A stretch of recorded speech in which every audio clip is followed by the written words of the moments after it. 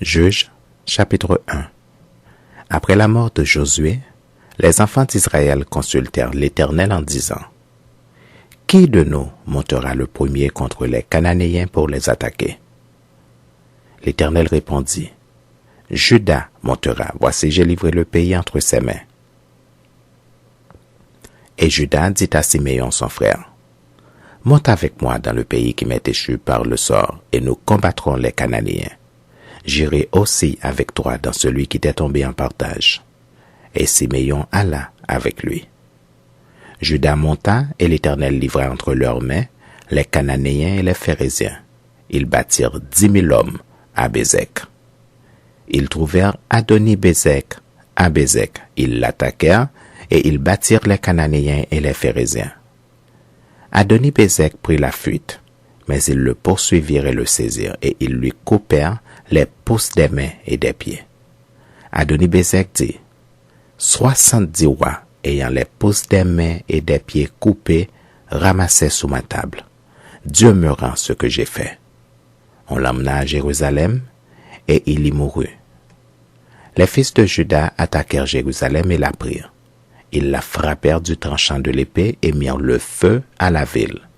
Les fils de Juda descendirent ensuite pour combattre les Cananéens qui habitaient la montagne, la contrée du Midi et la plaine. Juda marcha contre les Cananéens qui habitaient à Hébron, appelé autrefois Kirjat Arba, et il bâtit Sheshmaï, Aïmon et Talmaï. De là, il marcha contre les habitants de Débir. Débir s'appelait autrefois Kirjat Sefer.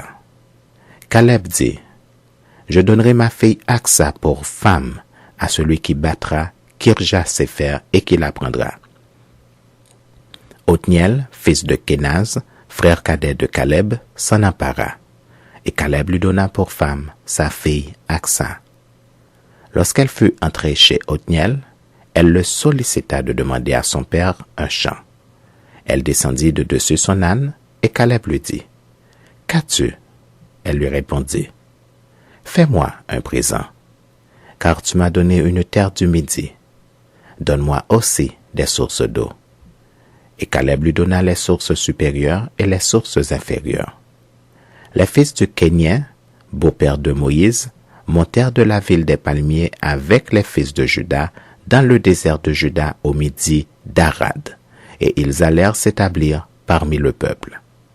Juda se mit en marche avec Siméon son frère, et ils bâtirent les Cananéens qui habitaient à Tséphat. Ils dévouèrent la ville par interdit, et on l'appela Horma. Juda s'empara encore de Gaza et de son territoire, d'Ascalon et de son territoire, et d'Écron et de son territoire. L'Éternel fut avec Juda, et Juda se rendit maître de la montagne, mais il ne put chasser les habitants de la plaine parce qu'ils avaient des chars de fer.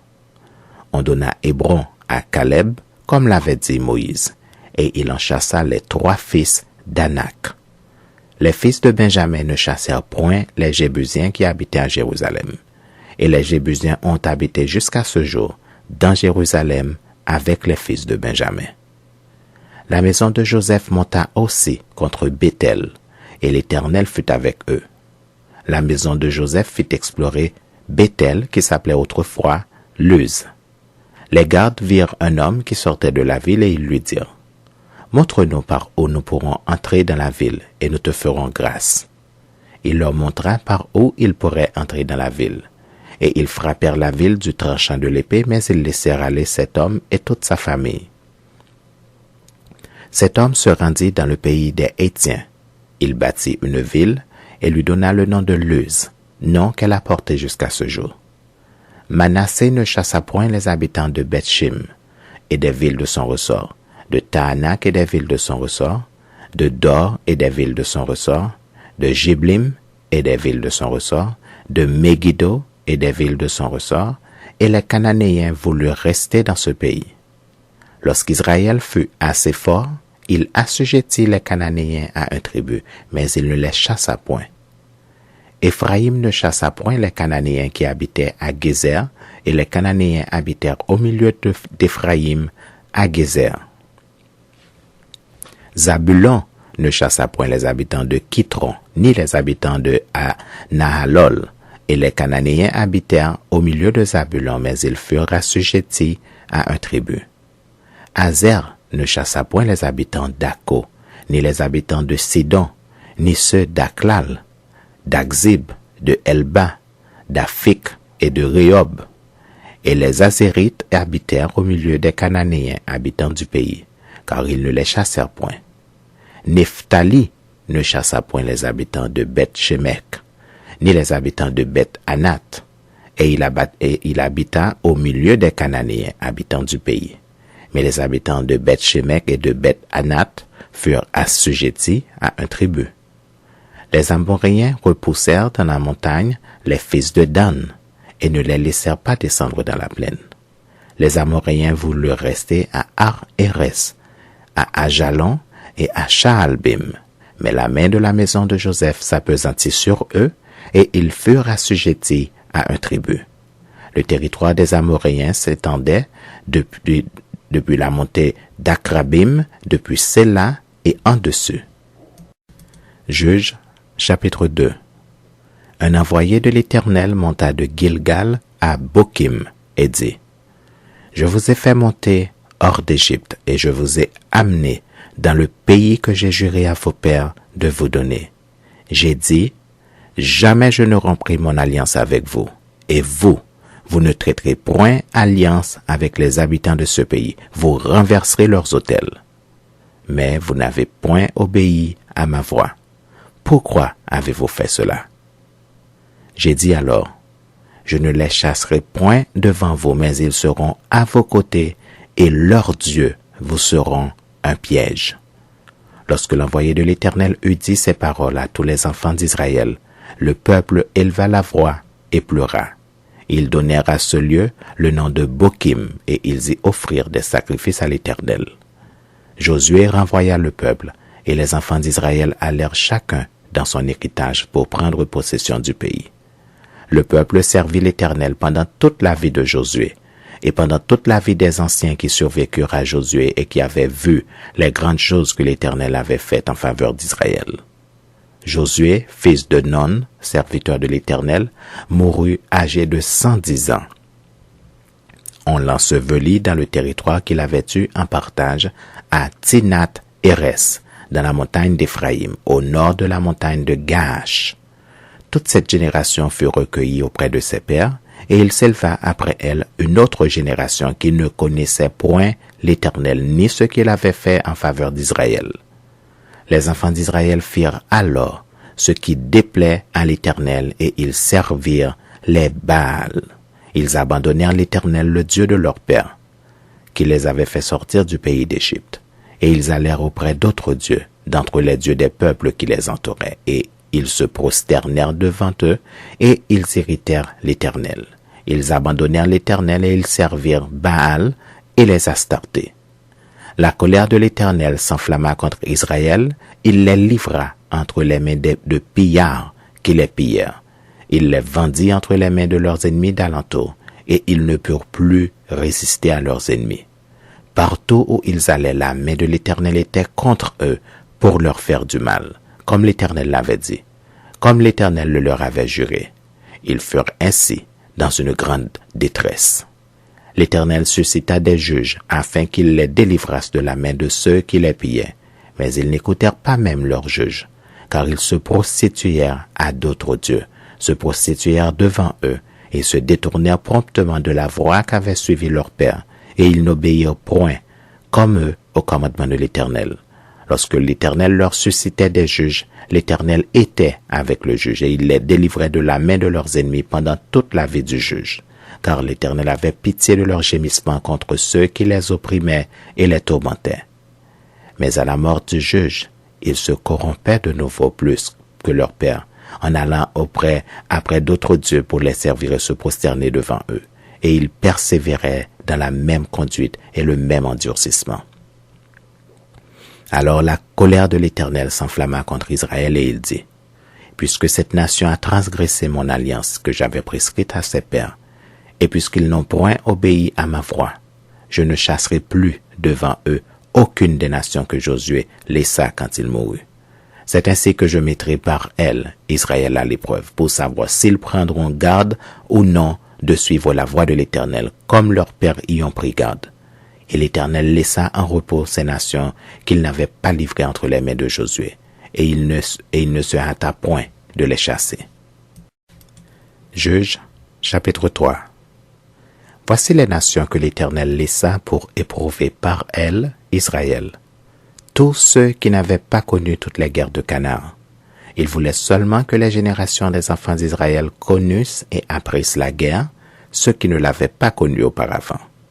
Ces nations étaient les 5 princes des Philistins, tous les Cananéens, les Sidoniens et les Éviens qui habitaient la montagne du Liban depuis la montagne de Baal-Harmon jusqu'à l'entrée de Hamath. Ces nations servirent à mettre Israël à l'épreuve afin que l'Éternel sût s'ils obéiraient au commandement qu'il avait prescrit à leur père par Moïse. Et les enfants d'Israël habitèrent au milieu des Cananéens, des Hétiens, des Amoréens, des Phéréziens, des Éviens et des Jébusiens. Ils prirent leurs filles pour femmes, ils donnèrent à leurs fils leurs propres filles, et ils servirent leur Dieu. Les enfants d'Israël firent ce qui déplaît à l'Éternel. Ils oublièrent l'Éternel, et ils servirent les Baals et les idoles. La colère de l'Éternel s'enflamma contre Israël, et il les vendit entre les mains de Cushan, Risheshtaïm, roi de Mésopotamie. Et les enfants d'Israël furent asservis 8 ans à Cushan, Risheshtaïm. Les enfants d'Israël crièrent à l'Éternel, et l'Éternel leur suscita un libérateur qui les délivra. Othniel, fils de Kénaz, frère cadet de Caleb. L'esprit de l'Éternel fut sur lui, il devint juge en Israël et il partit pour la guerre. L'Éternel livra entre ses mains Cushan Rishetaïm, roi de Mésopotamie, et sa main fut puissante contre Cushan Rishetaïm. Le pays fut en repos pendant 40 ans, et Othniel, fils de Kénaz, mourut. Les enfants d'Israël firent encore ce qui déplaît à l'Éternel, et l'Éternel fortifia Églon, roi de Moab, contre Israël, parce qu'ils avaient fait ce qui déplaît à l'Éternel. Églon réunit à lui les fils d'Ammon et les Amalécites, et il se mit en marche. Il battit Israël, et ils s'emparèrent de la ville des palmiers.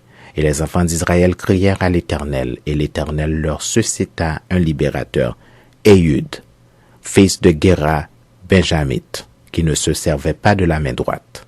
Les enfants d'Israël envoyèrent par lui un présent à Églon, roi de Moab. Éhud se fit une épée à 2 tranchants, longue d'une coudée, et il la ceignit sous ses vêtements au côté droit. Il offrit le présent à Églon, roi de Moab. Or, Églon était un homme très gras. Lorsqu'il eut achevé d'offrir le présent, il renvoya les gens qu'il avait apportés. Il revint lui-même depuis les carrières près de Gilgal et il dit, « Ô roi, j'ai quelque chose de secret à te dire. » Le roi dit, « Silence !» Et tous ceux qui étaient auprès de lui sortirent. Éhud l'aborda comme il était assis seul dans sa chambre d'été, et il dit, « J'ai une parole de Dieu pour toi. » Églon se leva de son siège. Alors Éhud avança la main gauche, tira l'épée de son côté droit et la lui enfonça dans le ventre.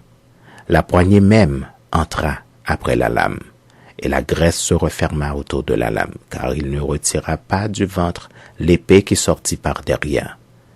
Éhud sortit par le portique, ferma sur lui les portes de la chambre haute et tira le verrou. Quand il fut sorti, les serviteurs du roi vinrent et regardèrent, et voici, les portes de la chambre haute étaient fermées au verrou. Ils dirent, sans doute il se couvre les pieds dans la chambre d'été. Ils attendirent longtemps, et comme ils n'ouvraient pas les portes de la chambre haute, ils prirent la clé et ouvrirent, et voici leur maître était mort, étendu par terre.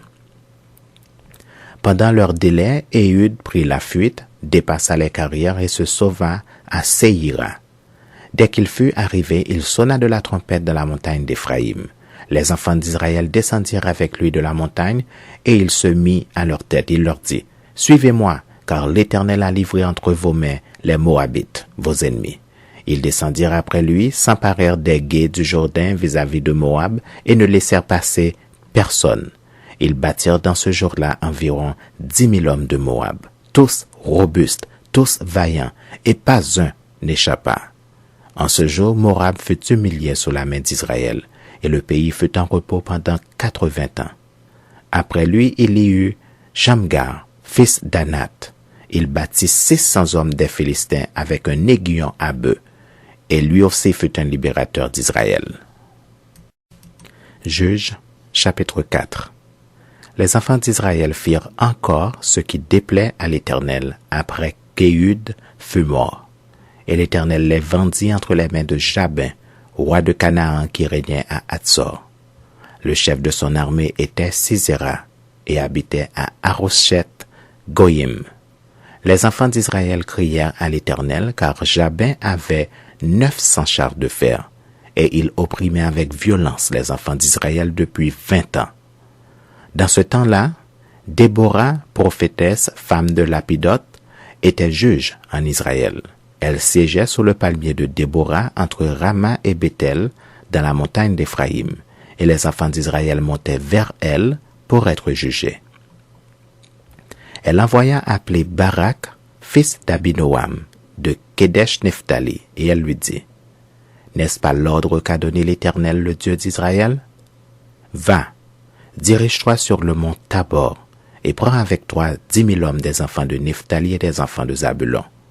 J'attirerai vers toi au coran de Gizon, Sisera, chef de l'armée de Jabin, avec ses chars et ses troupes, et je le livrerai entre tes mains. » Barak lui dit, « Si tu viens avec moi, j'irai, mais si tu ne viens pas avec moi, je n'irai pas. » Elle répondit, « J'irai bien avec toi, mais tu n'auras point de gloire sur la voie où tu marches, car l'Éternel livrera Sisera entre les mains d'une femme. » Et Déborah se leva et elle se rendit avec Barak à Kedesh. Barak convoqua Zabulon et Nephtali à Kedesh. 10 000 hommes marchèrent à sa suite et Déborah partit avec lui. Héber, le Kénien, s'était séparé des Kéniens, les fils de Hobab, beau-père de Moïse, et il avait dressé sa tente jusqu'au sein de Tsaanaïm, près de Kedesh.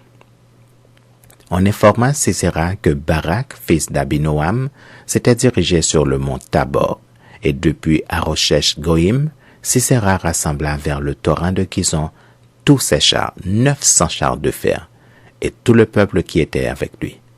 Alors Déborah dit à Barak, « Lève-toi, car voici le jour où l'Éternel livre Sisera entre tes mains. L'Éternel ne marche-t-il pas devant toi? » Et Barak descendit du mont Tabor, ayant 10 000 hommes à sa suite.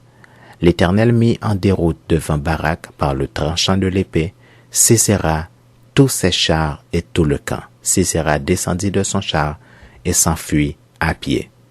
Barak poursuivit les chars et l'armée jusqu'à Haroshesh Goïm, et toute l'armée de Sisera tomba sous le tranchant de l'épée, sans qu'il en restât un seul homme.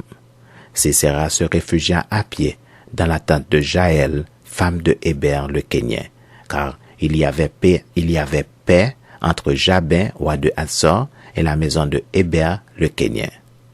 Jaël sortit au-devant de Sisera et lui dit, « Entre, mon seigneur, entre chez moi, ne crains point. » Il entra chez elle dans la tente, et elle le cacha sous une couverture.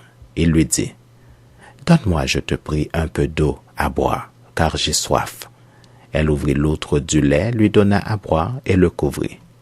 Il lui dit encore, « Tiens-toi à l'entrée de la tente, et si l'on vient t'interroger en disant, « Y a-t-il quelqu'un? » Tu répondras, « Non. » Jaël, femme de Héber, saisit un pieu de la tente, prit en main le marteau, s'approcha de lui doucement et lui enfonça dans la tempe le pieu qui pénétra en terre. Il était profondément endormi et accablé de fatigue, et il mourut. Comme Barak poursuivait Sisera, Jaël sortit à sa rencontre et lui dit, « Viens, et je te montrerai l'homme que tu cherches. » Il entra chez elle et voici, Sisera était étendu, mort, le pieu dans la tempe. En ce jour, Dieu humilia Jabin, roi de Canaan, devant les enfants d'Israël. Et la main des enfants d'Israël s'appesantit de plus en plus sur Jabin, roi de Canaan, jusqu'à ce qu'ils eussent exterminé Jabin, roi de Canaan. Juges, chapitre 5. En ce jour-là, Déborah chanta ce cantique avec Barak, fils d'Abinoam. Des chefs se sont mis à la tête du peuple en Israël, et le peuple s'est montré prêt à combattre. Bénissez-en l'Éternel. Roi, écoutez. Prince, prêtez l'oreille. Je chanterai, oui, je chanterai à l'Éternel. Je chanterai à l'Éternel, le Dieu d'Israël. Ô Éternel, quand tu sortis de Séhir, quand tu t'avanças des champs d'Édom, la terre trembla et les cieux se fondirent, et les nuées se fondirent en eau. Les montagnes s'ébranlèrent devant l'Éternel, se Sinaï devant l'Éternel, le Dieu d'Israël. Au temps de Shamgar, fils d'Anath, au temps de Jaël, les routes étaient abandonnées, et ceux qui voyageaient prenaient des chemins détournés. Les chefs étaient sans force en Israël, sans force quand je me suis levé, moi, Déborah, quand je me suis levé comme une mère en Israël. Il avait choisi de nouveaux dieux. Alors la guerre était aux portes. On ne voyait ni bouclier ni lance chez 40 milliers en Israël. Mon cœur est aux chefs d'Israël, à ceux du peuple qui se sont montrés prêts à combattre. Bénissez l'Éternel, vous qui montez de blanches ânesses, vous qui avez pour siège des tapis, et vous qui marchez sur la route, chantez. Que de leur voix les archers du milieu des abreuvoirs célèbrent les bienfaits de l'Éternel, les bienfaits de son conducteur en Israël. Alors le peuple de l'Éternel descendit aux portes. Réveille-toi, réveille-toi, Déborah, réveille-toi. Réveille-toi, dis un cantique. Lève-toi, Barak, et emmène tes captifs, fils d'Abinoam. Alors un reste du peuple triompha des puissants. L'Éternel me donna la victoire sur les héros. D'Éphraïm arrivèrent les habitants d'Amalek. À ta suite marcha Benjamin parmi ta troupe. De Makir vinrent des chefs, et de Zabulon des commandants. Les princes d'Issachar furent avec Déborah, et Issachar suivit Barak. Il fut envoyé sur ses pas dans la vallée, près des ruisseaux de Ruben. Grandes furent les résolutions du cœur. Pourquoi es-tu resté au milieu des étables, à écouter le bêlement des troupeaux, au ruisseau de Ruben? Grandes furent les délibérations du cœur. Galaad au-delà du Jourdain n'a pas quitté sa demeure. Pourquoi Dan s'est-il tenu sur les navires? Azer s'est assis sur les rivages de la mer et s'est reposé dans ses ports. Zabulon est un peuple qui affronta la mort, et Nephtali de même sur les hauteurs des champs. Les rois vinrent, ils combattirent, alors combattirent les rois de Canaan, à Tahanak, aux eaux de Megiddo. Ils ne remportèrent nul butin, nul argent. Des cieux ont combattu, de leurs sentiers les étoiles combattirent contre Sisera. Le torrent de Gison les a entraînés, le torrent des anciens temps, le torrent de Gison. Mon âme foule aux pieds les héros. Alors les talons des chevaux retentirent à la fuite précipitée de leurs guerriers. Maudissez Méroz, dit l'ange de l'Éternel. Maudissez, maudissez ses habitants, car il ne vient pas au secours de l'Éternel parmi les hommes faillants. Béni soit entre les femmes, Jaël, femme de Héber le Kénien. Béni soit-elle entre les femmes qui habitent sous les tentes. Il demanda de l'eau, elle a donné du lait. Dans la coupe d'honneur, elle a présenté de la crème. D'une main, elle a saisi le pieu et de sa droite, le marteau des travailleurs. Elle a frappé Sisera, lui a fendu la tête, fracassé et transpercé la tempe. Au pied de Jaël, il s'est affaissé, il est tombé, il s'est couché. À ses pieds, il s'est affaissé, il est tombé. Là où il s'est affaissé, là, il est tombé sans vie. Par la fenêtre, à travers le treillis, la mère de Sisera regarde et s'écrie « Pourquoi son char tarde-t-il à venir? Pourquoi ses chars vont-ils si lentement ?» Le plus sage d'entre ces femmes lui répondent, et elle se répond à elle-même. Ne trouve-t-il pas du butin? Ne le partage-t-il pas? Une jeune fille, 2 jeunes filles par homme? Du butin en vêtements de couleur pour Sisera?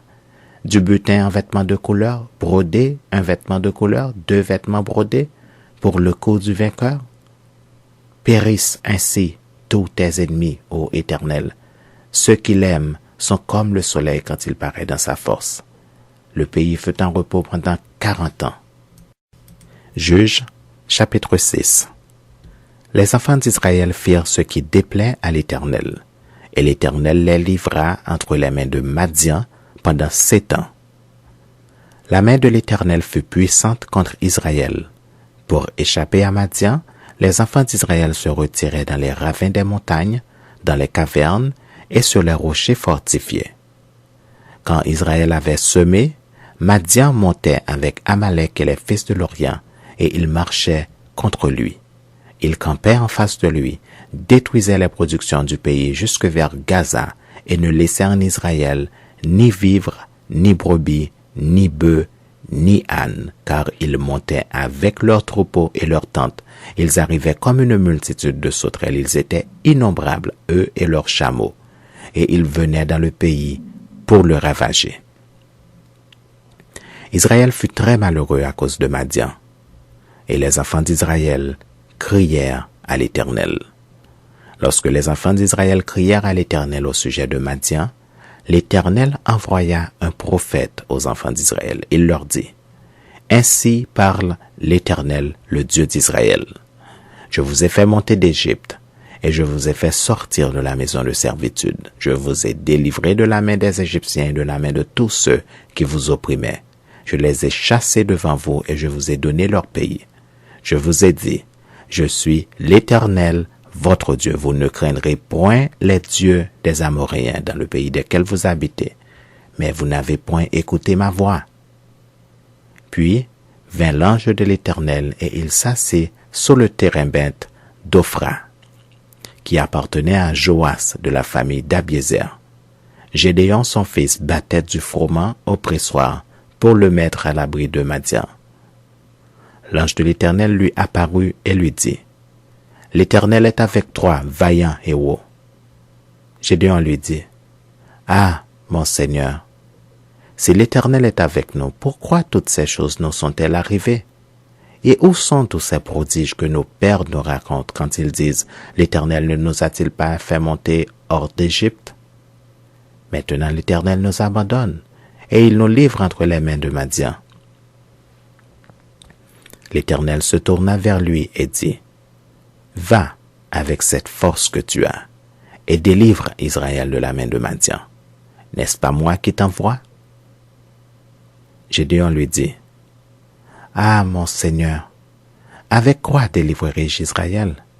Voici ma famille est la plus pauvre en Manassé, et je suis le plus petit dans la maison de mon père. » L'Éternel lui dit, « Mais je serai avec toi, et tu battras Madian comme un seul homme. » Gédéon lui dit, « Si j'ai trouvé grâce à tes yeux, donne-moi un signe pour montrer que c'est toi qui me parles.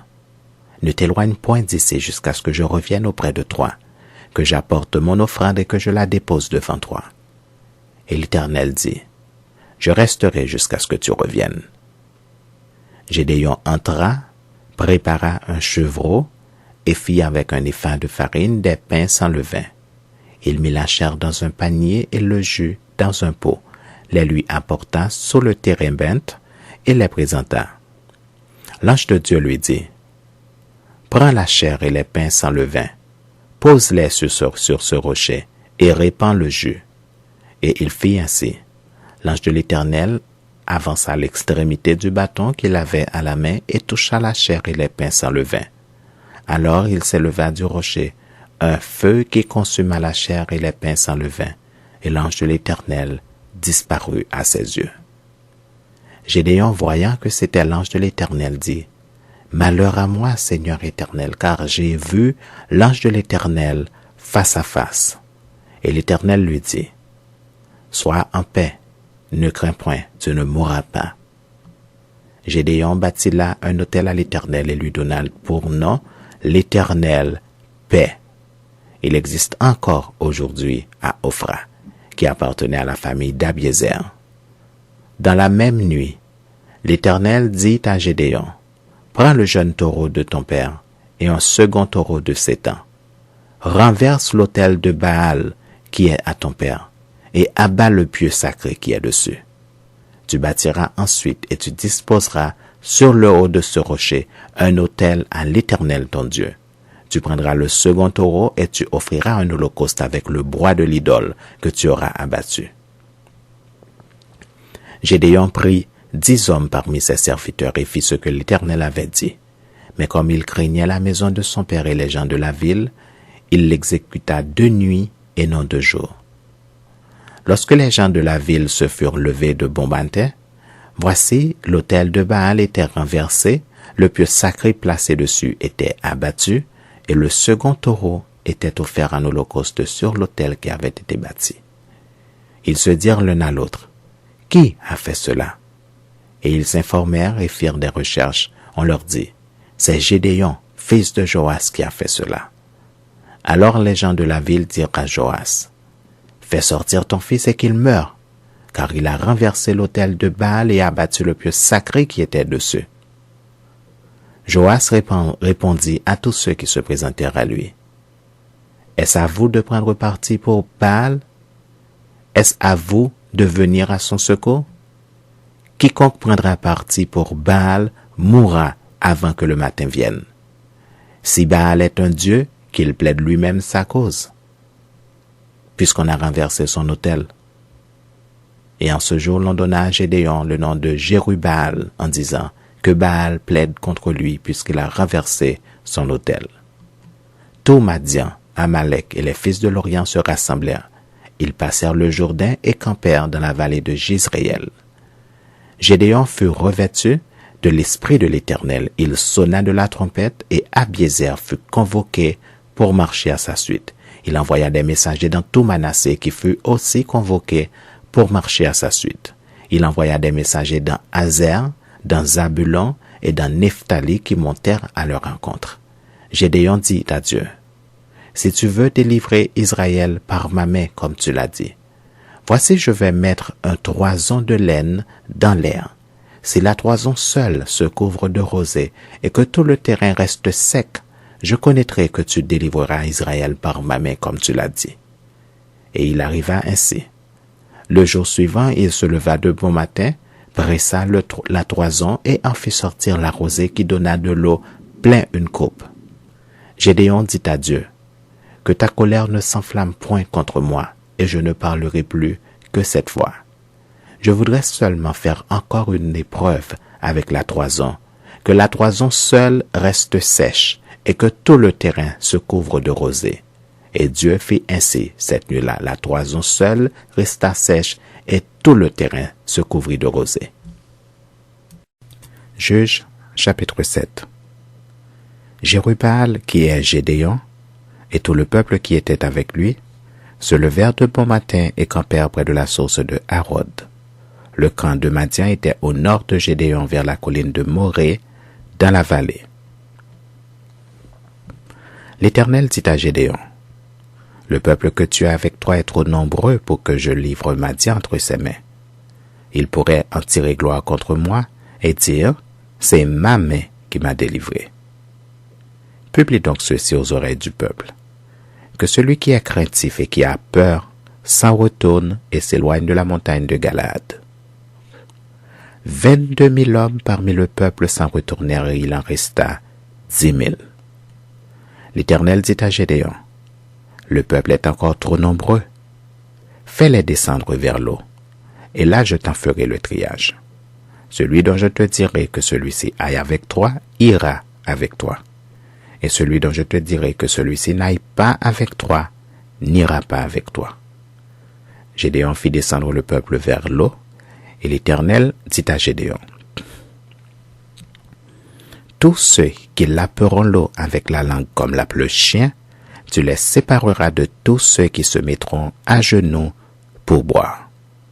Ceux qui lapèrent l'eau en la portant à la bouche avec leurs mains furent au nombre de 300 hommes, et tout le reste du peuple se mit à genoux pour boire. Et l'Éternel dit à Gédéon, c'est par les 300 hommes qui ont lapé que je vous sauverai et que je livrerai Madian entre tes mains. Que tout le reste du peuple s'en aille chacun chez soi. On prit les vivres du peuple et ses trompettes, puis Gédéon renvoya tous les hommes d'Israël, chacun dans sa tente, et il retint les 300 hommes. Le camp de Madian était au-dessous de lui dans la vallée. L'Éternel dit à Gédéon pendant la nuit, « Lève-toi, descends au camp, car je l'ai livré entre tes mains. Si tu crains de descendre, descends-y avec Pura, ton serviteur. Tu écouteras ce qu'ils diront, et après cela tes mains seront fortifiées. Descends donc au camp. » Il descendit avec Pura, son serviteur, jusqu'aux avant-postes du camp. Madian, Amalek et tous les fils de l'Orient étaient répandus dans la vallée comme une multitude de sauterelles, et leurs chameaux étaient innombrables, comme le sable qui est sur le bord de la mer. Gédéon arriva, et voici, un homme racontait à son camarade un songe. Il disait, « J'ai eu un songe, et voici un gâteau de pain d'orge roulait dans le camp de Madian. Il est venu heurter jusqu'à la tente, et elle est tombée. Il l'a retournée sans dessus-dessous, et elle a été renversée. » Son camarade répondit et dit, « Ce n'est pas autre chose que l'épée de Gédéon, fils de Joas, homme d'Israël. Dieu a livré entre ses mains Madian et tout le camp. » Lorsque Gédéon eut entendu le récit du songe et son explication, il se prosterna, revint au camp d'Israël et dit, « Levez-vous, car l'Éternel a livré entre vos mains le camp de Madian. » Il divisa en 3 corps les 300 hommes. Et il leur remit à tous des trompettes et des couches vides, avec des flambeaux dans les couches. Il leur dit, « Vous me regarderez et vous ferez comme moi. Dès que j'aborderai le camp, vous ferez ce que je ferai. Et quand je sonnerai de la trompette, moi et tous ceux qui seront avec moi, vous sonnerez aussi de la trompette tout autour du camp et vous direz, « Pour l'Éternel et pour Gédéon. » Gédéon et les 100 hommes qui étaient avec lui arrivèrent au bord du camp au commencement de la ville, de la veille du milieu, comme on venait de placer les gardes. Ils sonnèrent de la trompette et brisèrent les croches qu'ils avaient à la main. Les 3 corps sonnèrent de la trompette, ils brisèrent leurs croches, ils saisirent de la main gauche les flambeaux et de la main droite les trompettes pour sonner. Et il s'écria, « Épée pour l'Éternel et pour Gédéon. » Ils restèrent chacun à sa place autour du camp, et tout le camp se mit à courir, à pousser des cris, à prendre la fuite. Les 300 hommes sonnèrent encore de la trompette, et dans tout le camp, l'Éternel fit tourner l'épée les uns contre les autres. Le camp s'enfuit jusqu'à Beth-Shitta vers Tserira, jusqu'au bord d'Abel-Mehola, près de Taba. Les hommes d'Israël se rassemblèrent, ceux de Nephtali, d'Azer et de tout Manassé, et ils poursuivirent Madian. Gédéon envoya des messagers dans toute la montagne d'Éphraïm pour dire, « Descendez à la rencontre de Madian et coupez-leur le passage des eaux jusqu'à Beth-Béra et celui du Jourdain. » Tous les hommes d'Éphraïm se rassemblèrent et ils s'emparèrent du passage des eaux jusqu'à Beth-Béra et de celui du Jourdain. Ils saisirent 2 chefs de Madian, Oreb et Zéeb. Ils tuèrent Oreb au rocher d'Oreb, et ils tuèrent Zéreb au pressoir de Zéeb. Ils poursuivirent Madian, et ils apportèrent les têtes d'Oreb et de Zéeb à Gédéon, de l'autre côté du Jourdain. Juges, chapitre 8. Les hommes d'Éphraïm dirent à Gédéon, « Que signifie cette manière d'agir envers nous? Pourquoi ne pas nous avoir appelés quand tu es allé combattre Madian? » Et ils eurent avec lui une violente querelle. Gédéon leur répondit, « Qu'ai-je fait en comparaison de vous? Le grappillage d'Éphraïm ne vaut-il pas mieux que la vendange d'Abiézer? C'est entre vos mains que Dieu a livré les chefs de Madian, Oreb et Zéeb. Qu'ai-je donc pu faire en comparaison de vous? » Lorsqu'il eut ainsi parlé, leur colère contre lui s'apaisa. Gédéon arriva au Jourdain et il le passa, lui et les 300 hommes qui étaient avec lui, fatigués, mais poursuivant toujours. Il dit aux gens de Sukkot, « Donnez, je vous prie, quelques pains au peuple qui m'accompagne, car ils sont fatigués, et je suis à la poursuite de Zébak et de Tsalmena, roi de Madian. » Les chefs de Sukkot répondirent, « La main de Zébak et de Tsalmena est-elle déjà en ton pouvoir pour que nous donnions du pain à ton armée? » Et Gédéon dit, « Eh bien, lorsque l'Éternel aura livré entre mes mains Zébak et Tsalmena, je boirai votre chair avec des épines du désert et avec des chardons. » De là, il monta à Pénuel, et il fit aux gens de Pénuel la même demande. Ils lui répondirent, comme avaient répondu ceux de Sukkot. Et il dit aux gens de Pénuel, « Quand je reviendrai en paix, je renverserai cette tour. Zébak et Tsalmuna étaient à Karkor, et leur armée avec eux environ 15 000 hommes.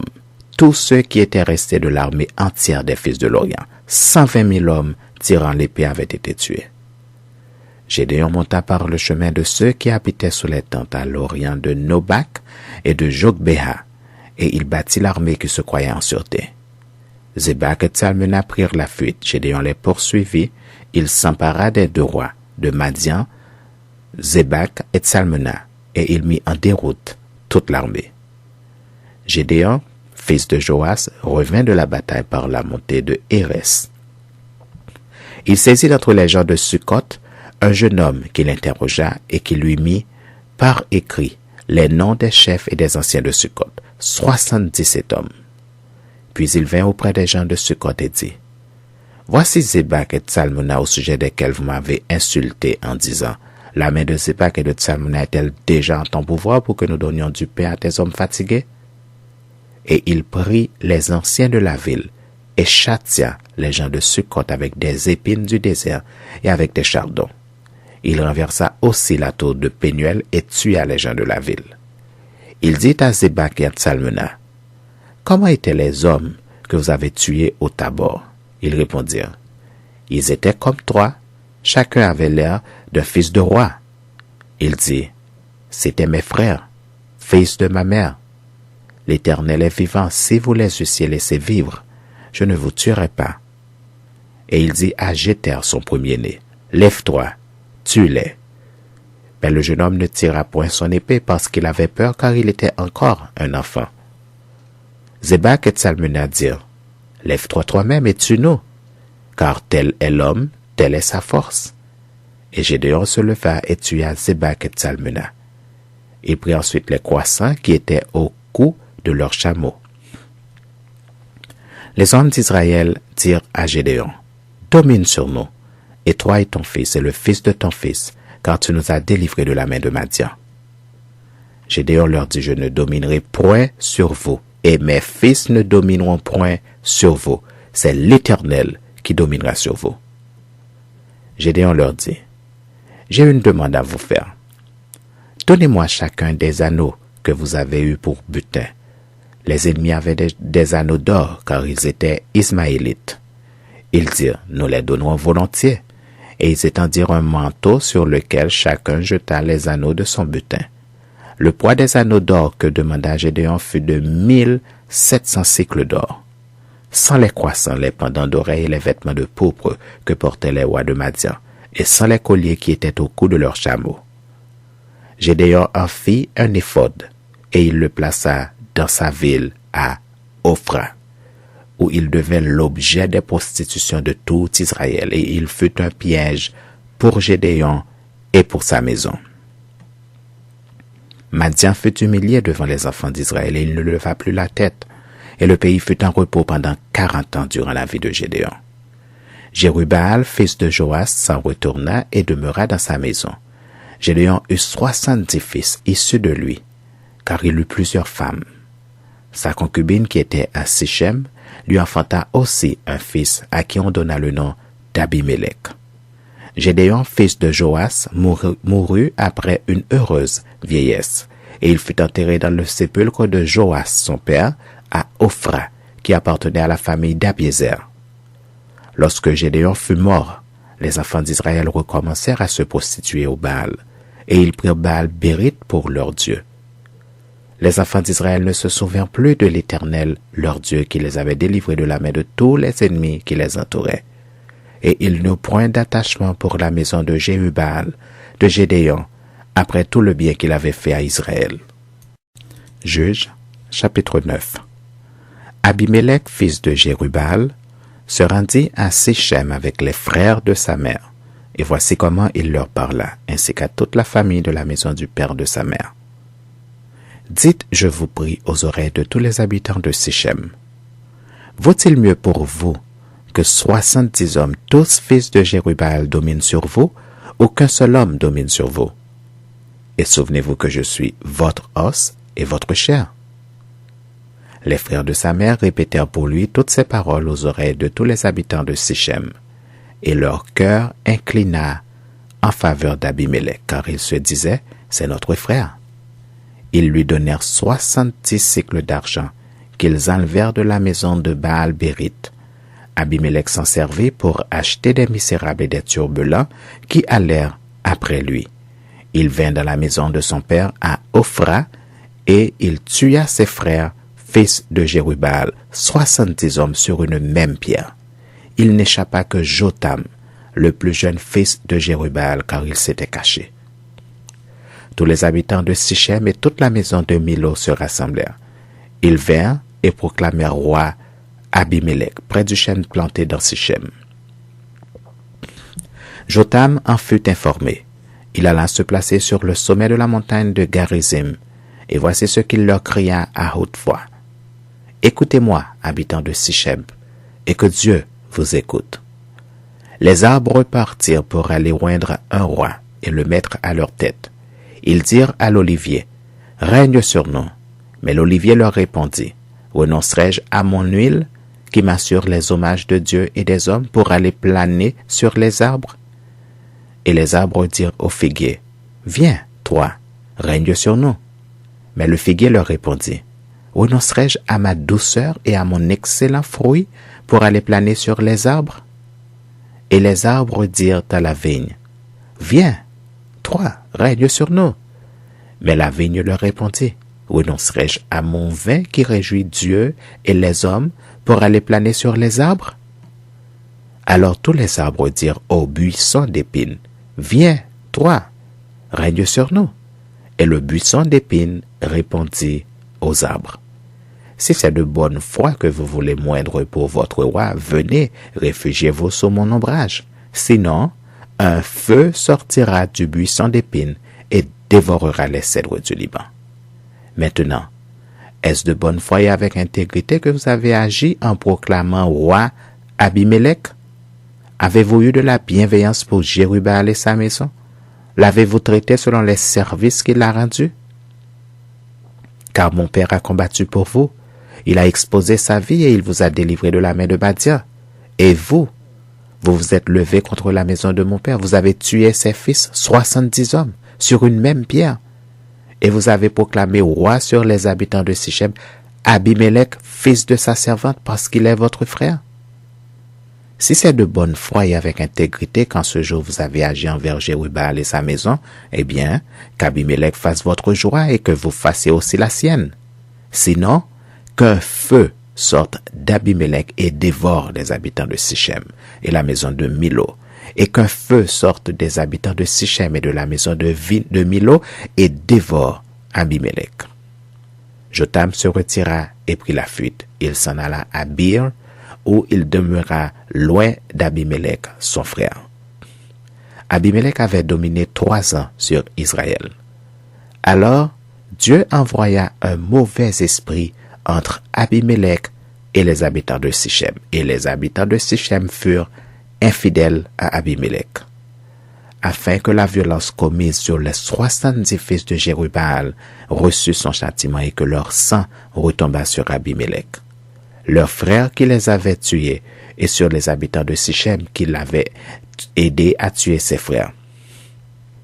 Les habitants de Sichem placèrent en embuscade contre lui, sur les sommets des montagnes, des gens qui dépouillaient tous ceux qui passaient près d'eux sur le chemin, et cela fut rapporté à Abimélec. Gaal, fils d'Ebed, vint avec ses frères et ils passèrent à Sichem. Les habitants de Sichem eurent confiance en lui. Ils sortirent dans la campagne, vendangèrent leurs vignes, foulèrent leurs raisins et se livrèrent à des réjouissances. Ils entrèrent dans la maison de leur Dieu, ils mangèrent et burent et ils maudirent Abimélec. Et Gaal, fils d'Ebed, disait, « Qui est Abimélec? Et qu'est Sichem pour que nous servions Abimélec? N'est-il pas fils de Jérubbaal? Et Zébul n'est-il pas son commissaire? Servez les hommes de Hamor, père de Sichem. Mais nous, pourquoi servirions-nous Abimélec? Oh, si j'étais le maître de ce peuple, je renverserais Abimélec. » Et il disait d'Abimélec, « Renforce ton armée, mets-toi en marche. » Zébul, gouverneur de la ville, apprit ce que disait Gaal, fils d'Héber, et sa colère s'enflamma.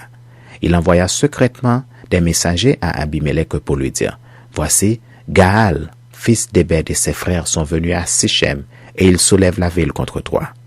Maintenant, pars de nuit, toi et le peuple qui est avec toi, et mets-toi en embuscade dans la campagne.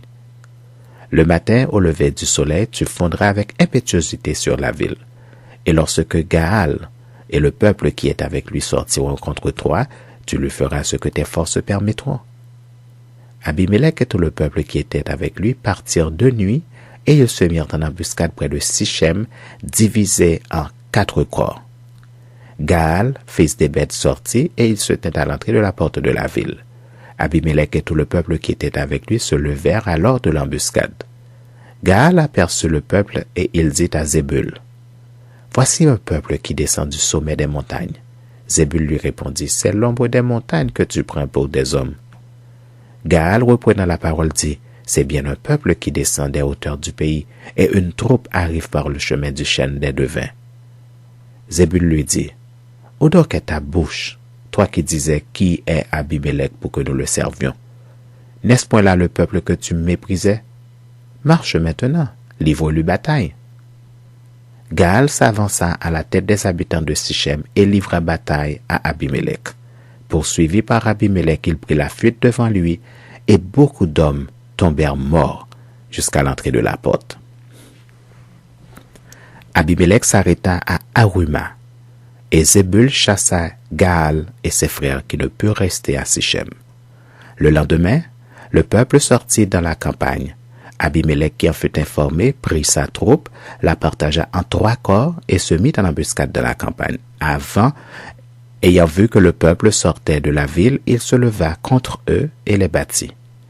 Abimelech et les corps qui étaient avec lui se portèrent en avant et se placèrent à l'entrée de la porte de la ville. 2 de ces corps se jetèrent sur tous ceux qui étaient dans la campagne et les battirent. Abimelech attaqua la ville pendant toute la journée. Il s'en empara et tua le peuple qui s'y trouvait. Puis il rasa la ville et y sema du sel. À cette nouvelle, tous les habitants de la tour de Sichem se rendirent dans la forteresse de la maison du dieu Périth. On avertit Abimelech que tous les habitants de la tour de Sichem s'y étaient rassemblés. Alors, Abimelech monta sur la montagne de Tsalmon, lui et tout le peuple qui était avec lui. Il prit en main une hache, coupa une branche d'arbre, l'enleva et la mit sur son épaule. Ensuite, il dit au peuple qui était avec lui, « Vous avez vu ce que j'ai fait. Hâtez-vous de faire comme moi. » Et ils coupèrent chacun une branche et suivirent Abimelech. Ils placèrent les branches contre la forteresse et l'incendièrent avec ceux qui y étaient. Ainsi périrent tous les gens de la tour de Sichem, au nombre d'environ 1000 hommes et femmes. Abimelech marcha contre Thébet. Il assiégea Thébet et s'en empara. Il y avait au milieu de la ville une forte tour où se réfugièrent tous les habitants de la ville, hommes et femmes. Ils fermèrent sur eux et montèrent sur le toit de la tour. Abimelech parvint jusqu'à la tour. Il l'attaqua et s'approcha de la porte pour y mettre le feu. Alors, une femme lança sur la tête d'Abimelech un morceau de meule de moulin et lui brisa le crâne. Aussitôt, il appela le jeune homme qui portait ses armes et lui dit, « Tire ton épée et donne-moi la mort, de peur qu'on ne dise de moi, c'est une femme qui l'a tué. » Le jeune homme le perça et il mourut. Quand les hommes d'Israël virent qu'Abimelech était mort, ils s'en allèrent chacun chez soi. Ainsi, Dieu fit retomber sur Abimelech le mal qu'il avait fait à son père en tuant ses 70 frères. Et Dieu fit retomber sur la tête des gens de Sichem tout le mal qu'ils avaient fait. Ainsi s'accomplit sur eux la malédiction de Jotham, fils de Jérubbaal. Juges, chapitre 10. Après Abimelech, Tola, fils de Pua, fils de Dodo, homme d'Issachar, se leva pour délivrer Israël. Il habitait à Shamir, dans la montagne d'Éphraïm. Il fut juge en Israël pendant 23 ans, puis il mourut, et fut enterré à Shamir. Après lui se leva Jaïr, le Galaadite, qui fut juge en Israël pendant 22 ans. Il avait 30 fils qui montaient sur 30 ânons et qui possédaient 30 villes, appelées encore aujourd'hui Bourg de Jaïr est situé dans le pays de Galaad. Et Jaïr mourut et fut enterré à Camon. Les enfants d'Israël firent encore ce qui déplaît à l'Éternel. Ils servirent les Baals et les Astartés, les dieux de Syrie, les dieux de Sidon, les dieux de Moab, les dieux des fils d'Ammon et les dieux des Philistins. Et ils abandonnèrent l'Éternel et ne le servirent plus. La colère de l'Éternel s'enflamma contre Israël et il les vendit entre les mains des Philistins et entre les mains des fils d'Ammon. Ils opprimèrent et écrasèrent les enfants d'Israël cette année-là. Et pendant 18 ans, tous les enfants d'Israël qui étaient de l'autre côté du Jourdain dans le pays des Amoréens, en Galaad. Les fils d'Ammon passèrent le Jourdain pour combattre aussi contre Juda, contre Benjamin et contre la maison d'Éphraïm. Et Israël fut dans une grande détresse. Les enfants d'Israël crièrent à l'Éternel en disant, « Nous avons péché contre toi, car nous avons abandonné notre Dieu, et nous avons servi les Baals. » L'Éternel dit aux enfants d'Israël, « Ne vous ai-je pas délivré des Égyptiens, des Amoréens, des fils d'Ammon, des Philistins? Et lorsque les Sidoniens, Amalek et Maon vous opprimèrent, et que vous criez à moi, ne vous ai-je pas délivré de leurs mains? Mais vous m'avez abandonné, et vous avez servi d'autres dieux. C'est pourquoi je ne vous délivrerai plus. Allez, invoquez les dieux que vous avez choisis, qu'ils vous délivrent au temps de votre détresse. » Les enfants d'Israël dirent à l'Éternel, « Nous avons péché. Traite-nous comme il te plaira seulement. Daigne nous délivrer aujourd'hui. » Et ils ôtèrent les dieux étrangers du milieu d'eux et servirent l'Éternel qui fut touché des maux d'Israël. Les fils d'Ammon se rassemblèrent et campèrent en Galaad, et les enfants d'Israël se rassemblèrent et campèrent à Mitzpa. Le peuple, les chefs de Galaad, se dirent l'un à l'autre, « Quel est l'homme qui commencera l'attaque contre les fils d'Ammon? Il sera chef de tous les habitants de Galaad. » Juges, chapitre 11. Jephthé le Galaadite était un vaillant héros. Il était fils d'une femme prostituée, et c'est Galaad qui avait engendré Jephthé. La femme de Galaad lui enfanta des fils qui, devenus grands, chassèrent Jephthé et lui dirent, « Tu n'hériteras pas dans la maison de notre père, car tu es fils d'une autre femme. » Et Jephthé s'enfuit loin de ses frères, et il habita dans le pays de Tob. Des gens de rien se rassemblèrent auprès de Jephthé, et ils faisaient avec lui des excursions. Quelque temps après, les fils d'Ammon firent la guerre à Israël, et comme les enfants d'Ammon faisaient la guerre à Israël, les anciens de Galaad allèrent chercher Jephthé au pays de Tob. Ils dirent à Jephthé, « Viens, tu seras notre chef, et nous combattrons les fils d'Ammon. » Jephthé répondit aux anciens de Galaad, « N'avez-vous pas eu de la haine pour moi, et ne m'avez-vous pas chassé de la maison de mon père? Pourquoi venez-vous à moi maintenant que vous êtes dans la détresse? »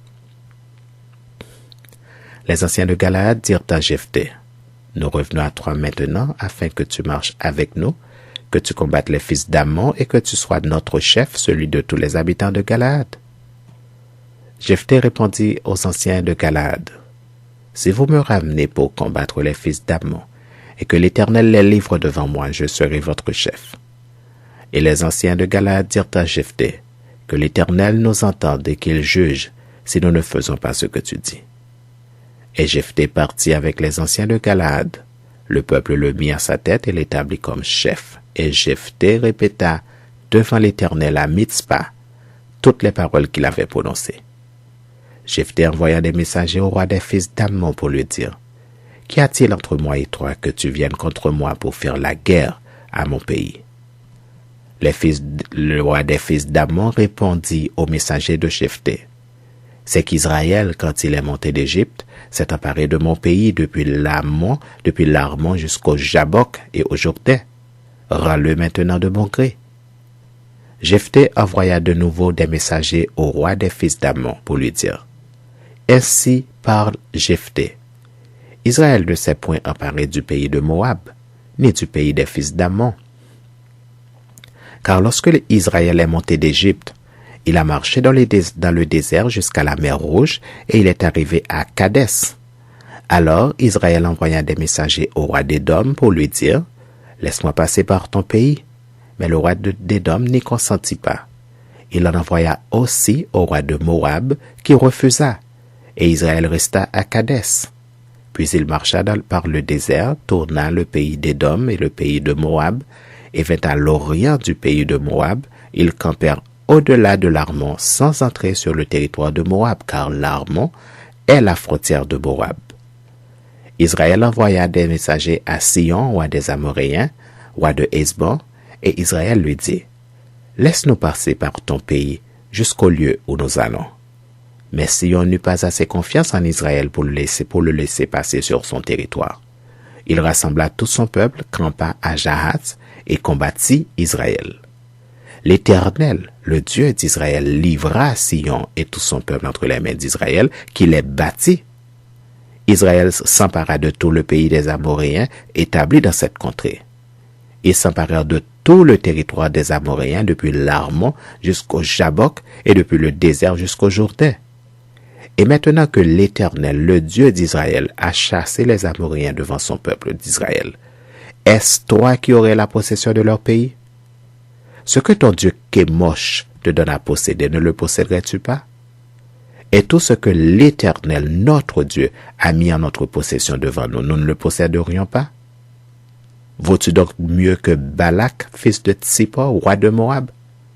A-t-il contesté avec Israël? Ou lui a-t-il fait la guerre?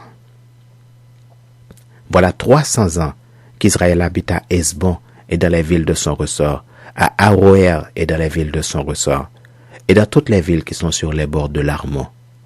Pourquoi ne les lui avez-vous pas enlevés pendant ce temps-là? Je ne t'ai point offensé. Si tu agis mal avec moi en me faisant la guerre, que l'Éternel, le juge, soit aujourd'hui juge entre les enfants d'Israël et les enfants d'Ammon. Le roi des fils d'Ammon n'écouta point les paroles que Jephthé lui fit dire. L'esprit de l'Éternel fut sur Jephthé. Il traversa Galaad et Manassé. Il passa à Mitzpé de Galaad.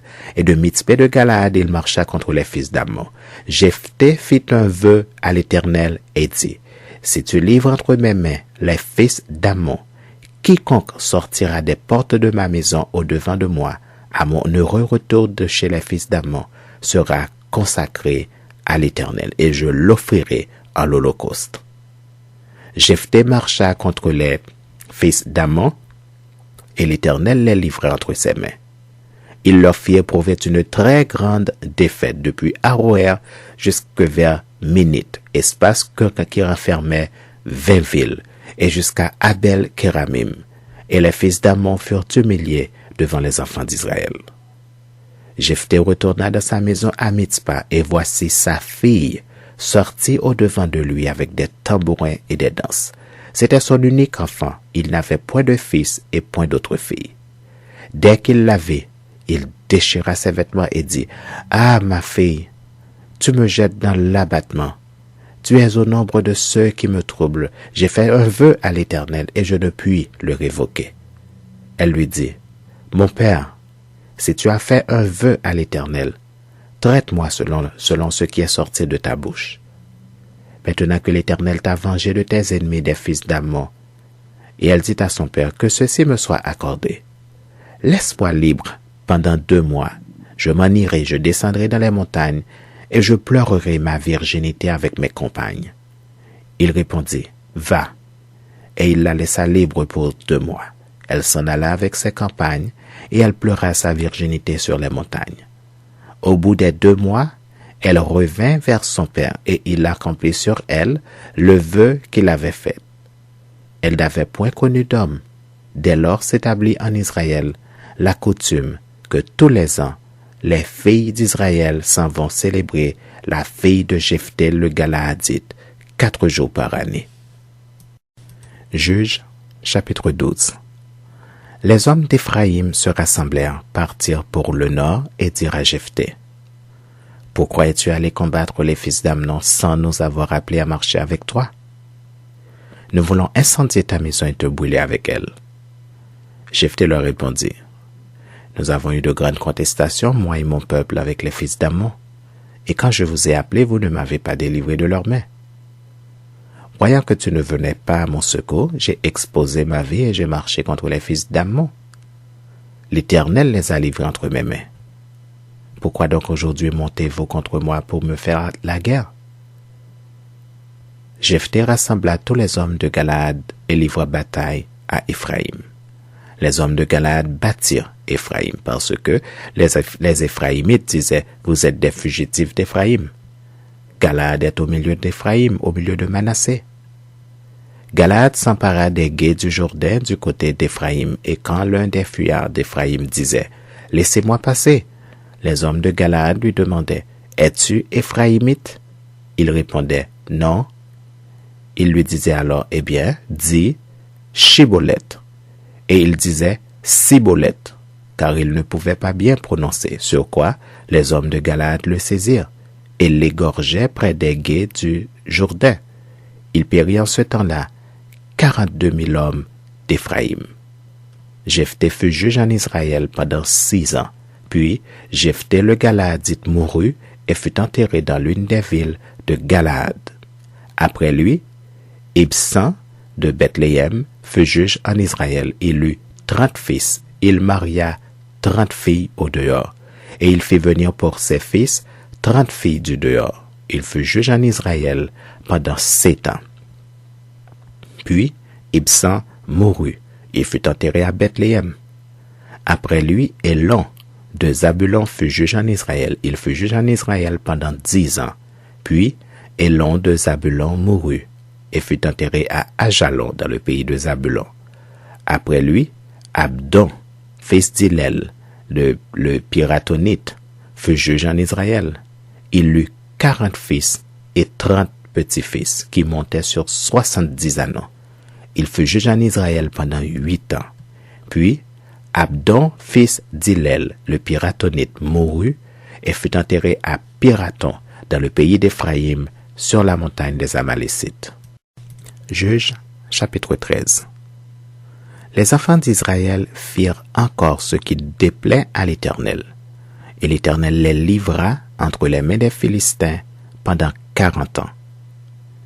Il y avait un homme de Tsoréa de la famille des Danites et qui s'appelait Manoach.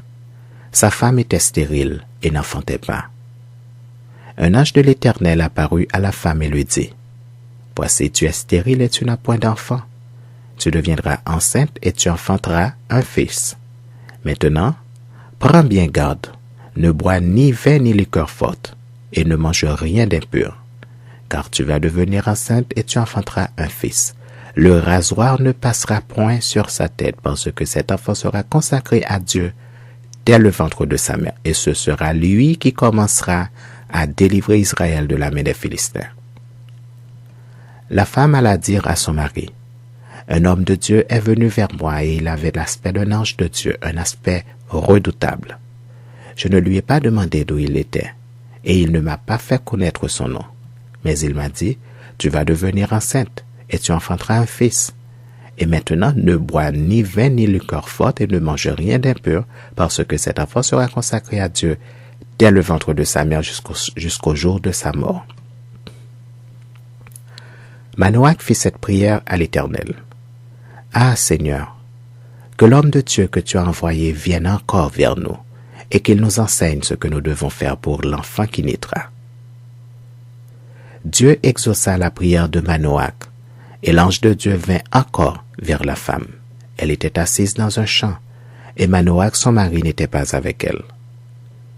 Elle courut promptement donner cette nouvelle à son mari et lui dit, « Voici l'homme qui était venu l'autre jour vers moi m'est apparu. » Manoach se leva, suivit sa femme, alla vers l'homme et lui dit, « Est-ce toi qui as parlé à cette femme? » Il répondit, « C'est moi. » Manoach dit, « Maintenant si ta parole s'accomplit, que faudra-t-il observer à l'égard de l'enfant et qui y aura-t-il à faire? » L'ange de l'Éternel répondit à Manoach, « La femme s'abstiendra de tout ce que je lui ai dit. Elle ne goûtera d'aucun produit de la vigne. Elle ne boira ni vin ni liqueur forte et elle ne mangera rien d'impur.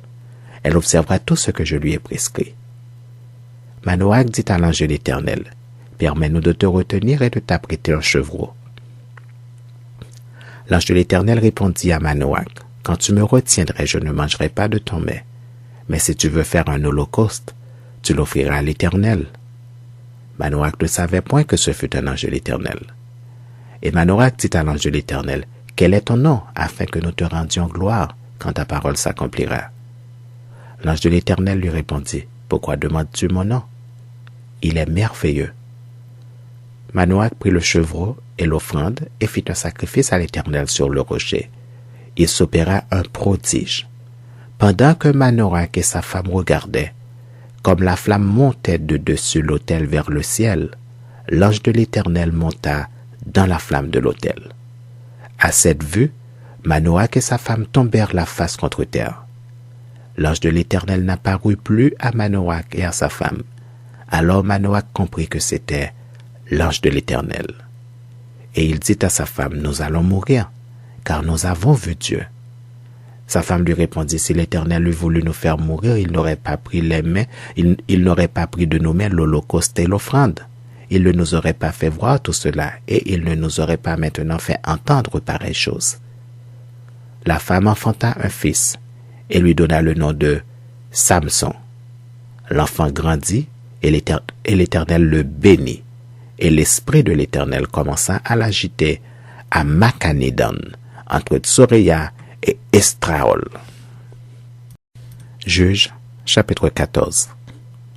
Samson descendit à Timna, et il y vit une femme parmi les filles des Philistins. Lorsqu'il fut remonté, il le déclara à son père et à sa mère et dit, « J'ai vu à Timna une femme parmi les filles des Philistins. Prenez-la maintenant pour ma femme. » Son père et sa mère lui dirent, « N'y a-t-il point de femme parmi les filles de tes frères et dans tout notre peuple, que tu ailles prendre une femme chez les Philistins qui sont incirconcis? » Et Samson dit à son père, « Prends-la pour moi, car elle me plaît. » Son père et sa mère ne savaient pas que cela venait de l'Éternel, car Samson cherchait une occasion de dispute de la part des Philistins. En ce temps-là, les Philistins dominaient sur Israël. Samson descendit avec son père et sa mère à Timna. Lorsqu'ils arrivèrent aux vignes de Timna, voici, un jeune lion rugissant vint à sa rencontre. L'Esprit de l'Éternel saisit Samson, et sans avoir rien à la main, Samson déchira le lion comme on déchire un chevreau. Il ne dit point à son père et à sa mère ce qu'il avait fait. Il descendit et parla à la femme, et elle lui plut. Quelque temps après, il se rendit de nouveau à Timna pour la prendre, et se détourna pour voir le cadavre du lion. Et voici, il y avait un essaim d'abeilles et du miel dans le corps du lion. Il prit entre ses mains le miel, dont il mangea pendant toute la route. Et lorsqu'il fut arrivé près de son père et de sa mère, il leur en donna, et ils en mangèrent. Mais il ne leur dit pas qu'il avait pris ce miel dans le corps du lion. Le père de Samson descendit chez la femme. Et là, Samson fit un festin, car c'était la coutume des jeunes gens. Dès qu'on le vit, on invita 30 compagnons qui se tinrent avec lui. Samson leur dit, « Je vais vous proposer une énigme. Si vous me l'expliquez pendant les 7 jours du festin, et si vous la découvrez, je vous donnerai 30 chemises et 30 vêtements de rechange. Mais si vous ne pouvez pas me l'expliquer, ce sera vous qui me donnerez 30 chemises et 30 vêtements de rechange. » Ils lui dirent, « Propose ton énigme, et nous l'écouterons. » Et il leur dit, « De celui qui mange est sorti ce qui se mange, et du fort est sorti le doux. » Pendant 3 jours, ils ne purent expliquer l'énigme. Le 7e jour, ils dirent à la femme de Samson, « Persuade à ton mari de nous expliquer l'énigme. Sinon nous te brûlerons, toi et la maison de ton père. C'est pour nous dépouiller que vous nous avez invités, n'est-ce pas? » La femme de Samson pleurait auprès de lui et disait, « Tu n'as pour moi que de la haine et tu ne m'aimes pas. Tu as proposé une énigme aux enfants de mon peuple et tu ne me l'as point expliquée. » Et il lui répondait, « Je ne l'ai expliqué ni à mon père ni à ma mère. Est-ce à toi que je l'expliquerai? » Elle pleura auprès de lui pendant les 7 jours que dura leur festin. Et le 7e jour, il la lui expliqua, car elle le tourmentait, et elle donna l'explication de l'énigme aux enfants de son peuple. Les gens de la ville dirent à Samson le 7e jour, avant le coucher du soleil, « Quoi de plus doux que le miel? Et quoi de plus fort que le lion? » Et il leur dit, « Si vous n'aviez pas labouré avec ma génisse, vous n'auriez pas découvert mon énigme. » L'Esprit de l'Éternel le saisit et il descendit à Ascalon.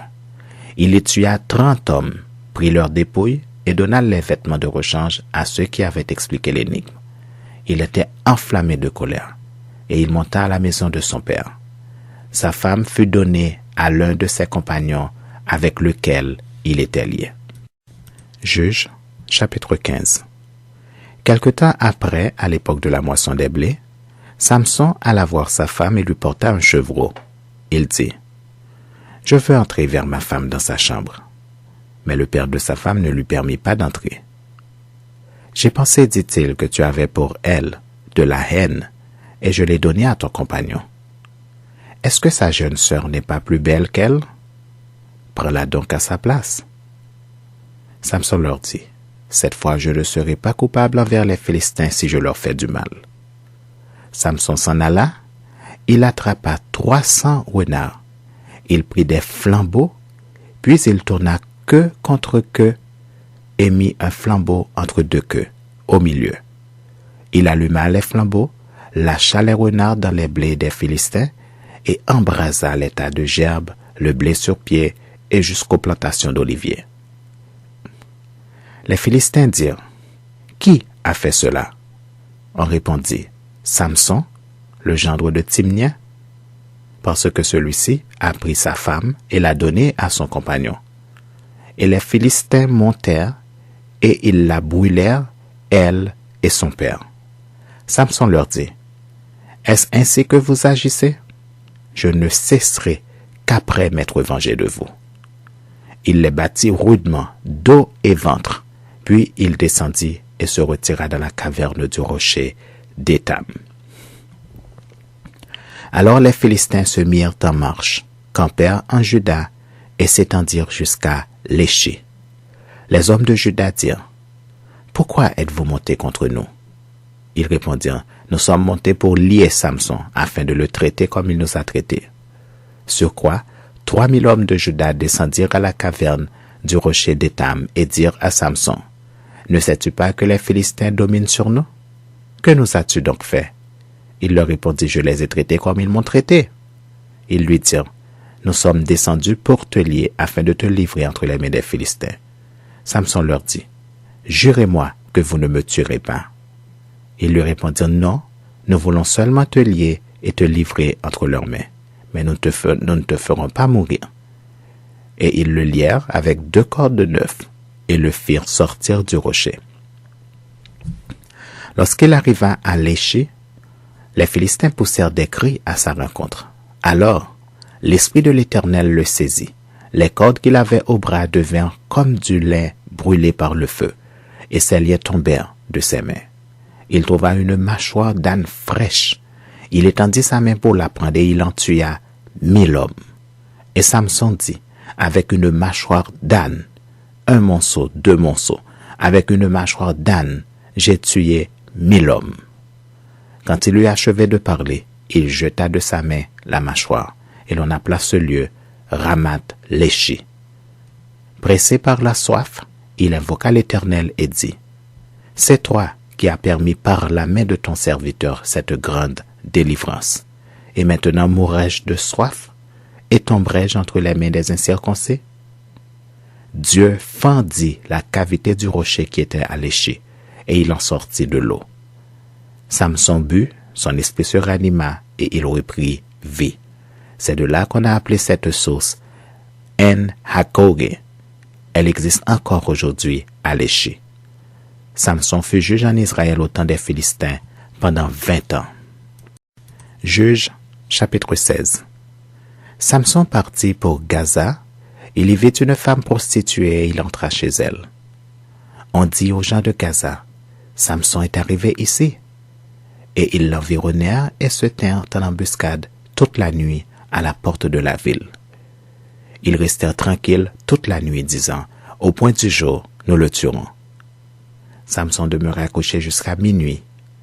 Vers minuit, il se leva et il saisit les battants de la porte de la ville et les 2 poteaux, les arracha avec la barre, les mit sur ses épaules et les porta sur le sommet de la montagne qui est en face d'Hébron.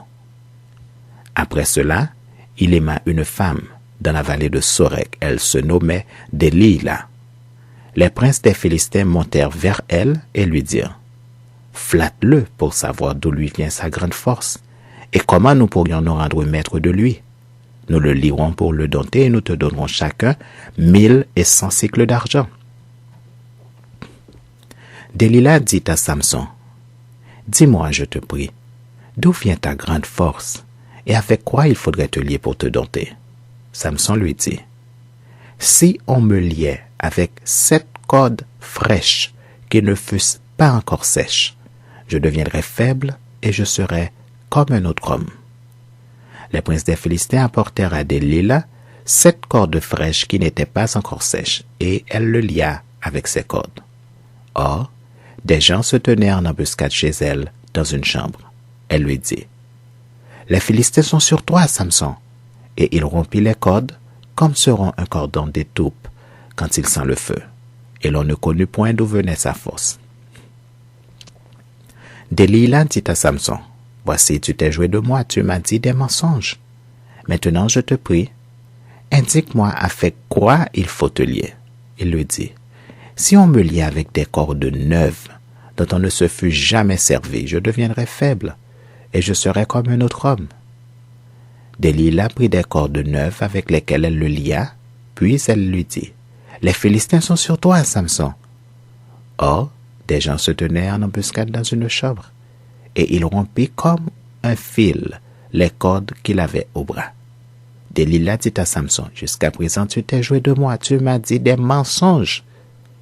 Déclare-le-moi avec quoi il faut te lier. » Il lui dit, « Tu n'as qu'à tisser les 7 tresses de ma tête avec la chaîne du tissu. » Et elle les fixa par la cheville, puis elle lui dit, « Les Philistins sont sur toi, Samson. » Et il se réveilla de son sommeil et il arracha la cheville du tissu et le tissu.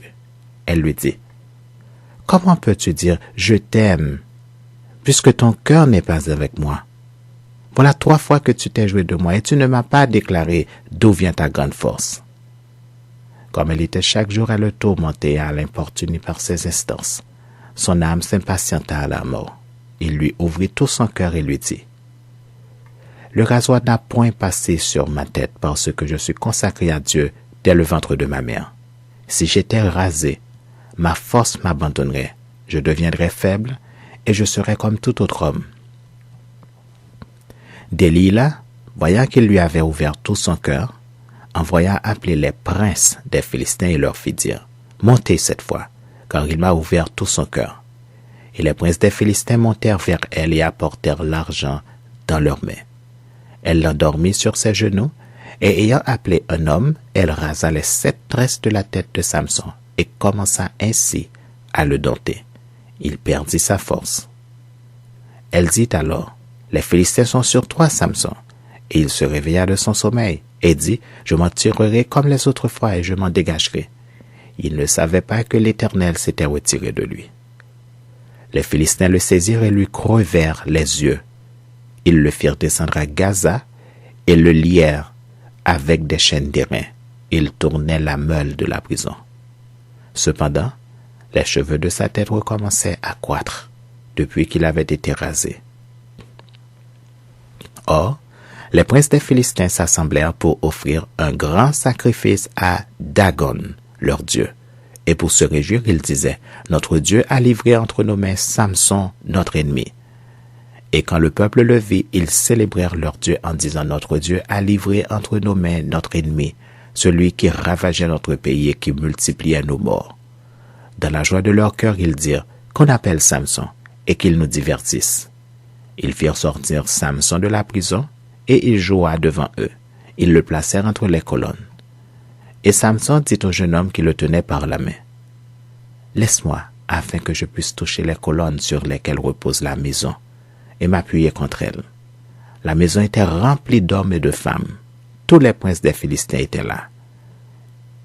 Et il y avait sur le toit environ 3000 personnes, hommes et femmes, qui regardaient Samson jouer. Alors Samson invoqua l'Éternel et dit, « Seigneur Éternel, souviens-toi de moi, je te prie, ô Dieu. Donne-moi de la force seulement cette fois, et que d'un seul coup, je tire vengeance des Philistins pour mes 2 yeux. » Et Samson embrassa les 2 colonnes du milieu sur lesquelles reposait la maison. Et il s'appuya contre elles. L'une était à sa droite et l'autre à sa gauche. Samson dit, « Que je meure avec les Philistins. » Il se pencha fortement et la maison tomba sur les princes et sur tout le peuple qui y était. Ceux qu'il fit périr à sa mort furent plus nombreux que ceux qu'il avait tués pendant sa vie. Ses frères et toute la maison de son père descendirent et l'emportèrent. Lorsqu'ils furent remontés, ils l'enterrèrent entre Tsoréa et Estaol, dans le sépulcre de Manoach, son père. Il avait été juge en Israël pendant 20 ans. Juges, chapitre 17. Il y avait un homme de la montagne d'Éphraïm nommé Mika. Il dit à sa mère, « Les 1100 cycles d'argent qu'on t'a pris pour lesquels tu as fait les imprécations même à mes oreilles, voici cet argent est entre mes mains, c'est moi qui l'avais pris. » Et sa mère dit, « Béni soit mon fils par l'Éternel. » Il rendit à sa mère les 1100 cycles d'argent, et sa mère dit, « Je consacre de ma main cet argent à l'Éternel, afin d'en faire pour mon fils une image taillée et une image en fonte, et c'est ainsi que je te le rendrai. » Il rendit à sa mère l'argent. Sa mère prit 200 cycles d'argent, et elle donna l'argent au fondeur qui en fit une image taillée et une image en fonte. On les plaça dans la maison de Mika. Ce Mika avait une maison de Dieu. Il fit un éphod et des téraphim, et il consacra l'un de ses fils qui lui servit de prêtre. En ce temps-là, il n'y avait point de roi en Israël. Chacun faisait ce qui lui semblait bon. Il y avait un jeune homme de Bethléem de Juda, de la famille de Juda. Il était lévite et il séjournait là. Cet homme partit de la ville de Bethléem de Juda pour chercher une demeure qui lui convint. En poursuivant son chemin, il arriva dans la montagne d'Éphraïm jusqu'à la maison de Mika. Mika lui dit, « D'où viens-tu » Il lui répondit, « Je suis lévite de Bethléem de Juda, et je voyage pour chercher une demeure qui me convienne. » Mika lui dit, « Reste avec moi. Tu me serviras de père et de prêtre, et je te donnerai 10 cycles d'argent par année. Les vêtements dont tu auras besoin et ton entretien. » Et le Lévite entra. Il se décida ainsi à rester avec cet homme qui regarda le jeune homme comme l'un de ses fils.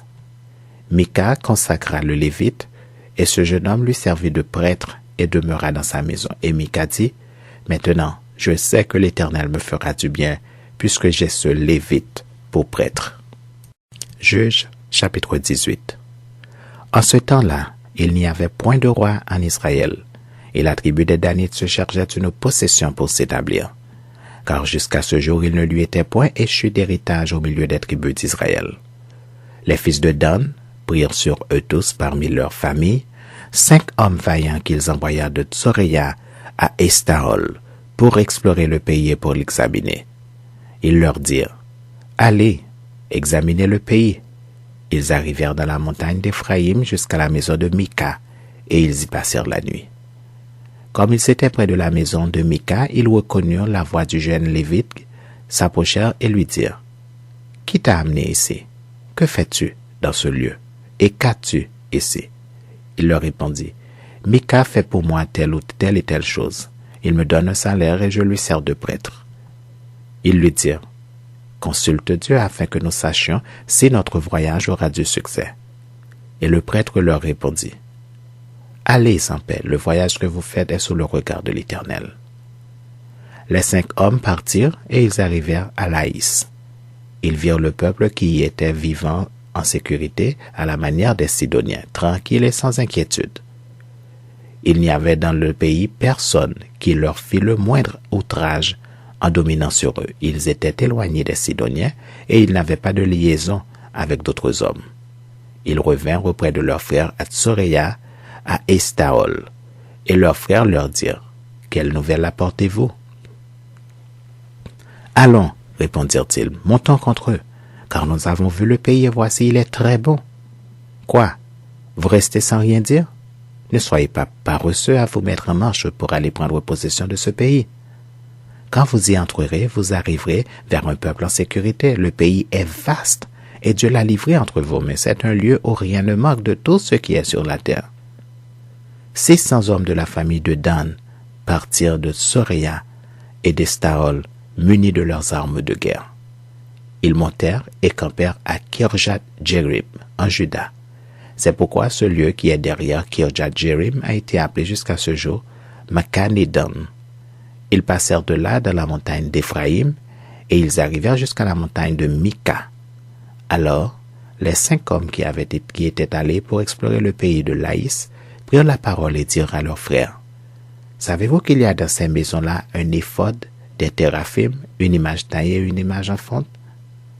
Voyez maintenant ce que vous avez à faire. » Ils s'approchèrent de là, entrèrent dans la maison du jeune Lévite de la maison de Mika et lui demandèrent comment il se portait. Les 600 hommes d'entre les fils de Dan, munis de leurs armes de guerre, se tenaient à l'entrée de la porte, et les 5 hommes qui étaient allés pour explorer le pays montèrent et entrèrent dans la maison. Ils prirent l'image taillée, l'éphod, les téraphim et l'image en fonte, pendant que le prêtre était à l'entrée de la porte avec les 600 hommes munis de leurs armes de guerre. Lorsqu'ils furent entrés dans la maison de Mika et qu'ils eurent pris l'image taillée, l'éphod, les téraphim et l'image en fonte, le prêtre leur dit, « Que faites-vous » Ils lui répondirent, « Tais-toi, mets ta main sur ta bouche et viens avec nous, tu nous serviras de père et de prêtre. Vaut-il mieux que tu serves de prêtre à la maison d'un seul homme, ou que tu serves de prêtre à une tribu et à une famille en Israël ?» Le prêtre éprouva de la joie dans son cœur. Il prit l'éphod, les téraphim et l'image taillée et se joignit à la troupe. Ils se remirent en route et partirent, en plaçant devant eux les enfants, le bétail et les bagages. Comme ils étaient déjà loin de la maison de Mika, les gens qui habitaient les maisons voisines de celle de Mika se rassemblèrent et poursuivirent les fils de Dan. Ils appelèrent les fils de Dan qui se retournèrent et dirent à Mika, « Qu'as-tu? Et que signifie ce rassemblement ?» Il répondit, « Mes dieux que j'avais faits, vous les avez enlevés avec le prêtre et vous êtes partis. Que me reste-t-il?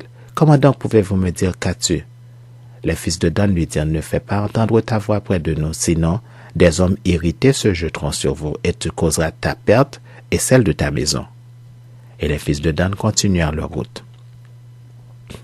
Mika, voyant qu'ils étaient plus forts que lui, s'en retourna et revint dans sa maison. Ils enlevèrent ainsi ce qu'avait fait Mika, et emmenèrent le prêtre, qui était à son service, et ils tombèrent sur Laïs, sur un peuple tranquille et en sécurité. Ils le passèrent au fil de l'épée, et ils brûlèrent la ville. Personne ne la délivra, car elle était éloignée de Sidon, et ses habitants n'avaient pas de liaison avec d'autres hommes. Elle était dans la vallée qui s'étend vers Beth-Rehob. Les fils de Dan rebâtirent la ville et y habitèrent. Ils l'appelèrent Dan, d'après le nom de Dan, leur père, qui était né à Israël, mais la ville s'appelait auparavant Laïs. Ils dressèrent pour eux l'image taillée, et Jonathan, fils de Gershom, fils de Manassé, lui et ses fils, furent prêtres pour la tribu des Danites jusqu'à l'époque de la captivité du pays. Ils établirent pour eux l'image taillée qu'avait faite Mika pendant tout le temps que la maison de Dieu fut à Silo. Juges, chapitre 19. Dans ce temps où il n'y avait point de roi en Israël, un Lévite qui séjournait à l'extrémité de la montagne d'Éphraïm prit pour sa concubine une femme de Bethléem de Juda. Sa concubine lui fit infidélité et elle le quitta pour aller dans la maison de son père à Bethléem de Juda où elle resta l'espace de 4 mois. Son mari se leva et alla vers elle pour parler à son cœur et la ramener. Il avait avec lui son serviteur et 2 ânes. Elle le fit entrer dans la maison de son père, et quand le père de la jeune femme le vit, elle le reçut avec joie. Son beau-père, le père de la jeune femme, le retint 3 jours chez lui. Ils mangèrent et burent, et ils y passèrent la nuit. Le 4e jour, ils se levèrent de bon matin, et le Lévite se disposait à partir.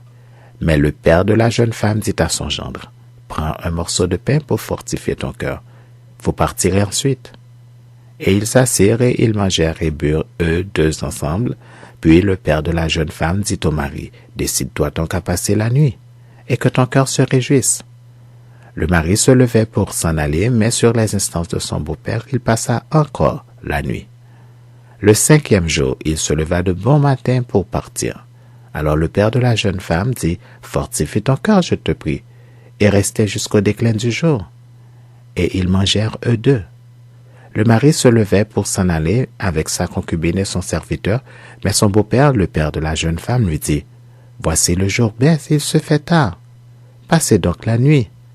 Voici le jour est sur son déclin, passe ici la nuit, et que ton cœur se réjouisse. Demain vous vous lèverez de bon matin, vous vous mettrez en route et tu t'en iras à ta tente. » Le mari ne voulut point passer la nuit. Il se leva et partit. Il arriva jusque devant Jébus, qui est Jérusalem, avec les deux ânes bâtés et avec sa concubine. Lorsqu'il fut auprès de Jébus, le jour avait beaucoup baissé. Le serviteur dit alors à son maître, « Allons, dirigeons-nous vers cette ville des Jébusiens et nous y passerons la nuit. » Son maître lui répondit, « Nous n'entrerons pas dans une ville d'étrangers où il n'y a point d'enfants d'Israël. Nous irons jusqu'à Gibéa. » Il dit encore à son serviteur, « Allons, approchons-nous de l'un de ces lieux, Gibéa ou Rama, et nous y passerons la nuit. » Ils continuèrent à marcher et le soleil se coucha quand ils furent près de Gibéa, qui appartient à Benjamin. Ils se dirigèrent de ce côté pour aller passer la nuit à Gibéa. Le Lévite entra et il s'arrêta sur la place de la ville. Il n'y eut personne qui les reçut dans sa maison pour qu'ils y passèrent la nuit. Et voici un vieillard revenait le soir de travailler au champ. Cet homme était de la montagne d'Éphraïm. Il séjournait à Gibéa, et les gens du lieu étaient benjamites. Il leva les yeux et vit le voyageur sur la place de la ville. Et le vieillard lui dit, « Où vas-tu et d'où viens-tu » Il lui répondit, « Nous allons de Bethléem de Juda jusqu'à l'extrémité de la montagne d'Éphraïm d'où je suis. J'étais allé à Bethléem de Juda et je me rends à la maison de l'Éternel. Mais il n'y a personne qui me reçoive dans sa demeure. Nous avons cependant de la paille et du fourrage pour nos ânes. Nous avons aussi du pain et du vin pour nous, pour ta servante et pour le garçon qui est avec tes serviteurs. Il ne nous manque rien. » Le vieillard dit, « Que la paix soit avec toi. Je me charge de tous tes besoins. Tu ne passeras pas la nuit sur la place. » Il les fit entrer dans sa maison, et il donna du fourrage aux ânes.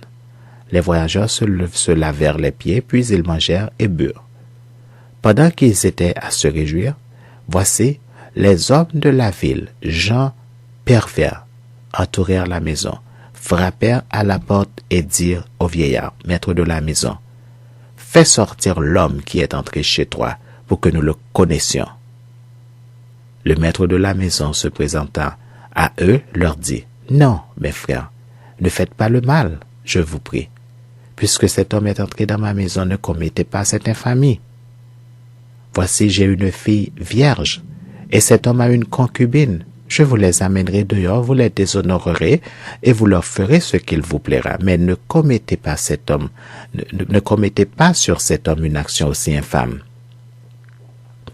Les gens ne voulurent point l'écouter. Alors, l'homme prit sa concubine et la leur amena dehors. Ils la connurent, et ils abusèrent d'elle toute la nuit jusqu'au matin. Puis ils la renvoyèrent au lever de l'aurore. Vers le matin, cette femme alla tomber à l'entrée de la maison de l'homme chez qui était son mari, et elle resta là jusqu'au jour. Et le matin, son mari se leva, ouvrit la porte de la maison et sortit pour continuer son chemin. Mais voici la femme, sa concubine, était étendue à l'entrée de la maison, les mains sur le seuil. Il lui dit, « Lève-toi et allons-nous-en. » Elle ne répondit pas. Alors le mari la mit sur son âne et partit pour aller dans sa demeure. Arrivé chez lui, il prit un couteau, saisit sa concubine et la coupa membre par membre en 12 morceaux, qu'il envoya dans tout le territoire d'Israël.